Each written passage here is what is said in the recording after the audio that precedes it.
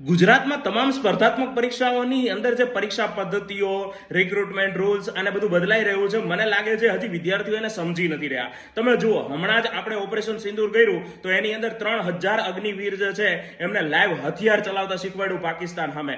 200 અગ્નિવીરને air defence system આકાશ તીરની અંદર training આપી. પણ આપણી સરકાર, ગુજરાતની જે છે રાજ્ય સરકાર, એ કેન્દ્ર કરતા આગળ છે.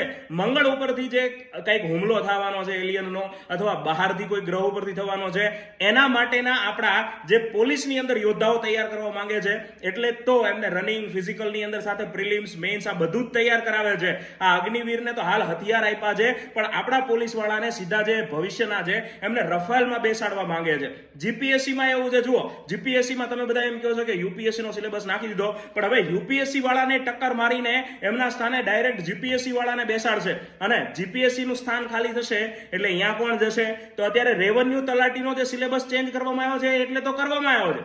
રેવન્યુ તલાટીમાંથી સીધા જીપીએસસી ક્લાસ 1-2 માં બેસાડવાનો એમનો પ્લાન લાગે છે. પણ મને એવું લાગે છે કે આપણને જ કંઈક આમાં ખબર નથી પડી રહી અને એમનો જે આ પ્લાન છે એને આપણે જ નથી સમજી શકતા. તમારું શું કહેવું છે? કોમેન્ટ અવશ્ય કરજો. જય હિન્દ, જય ભારત.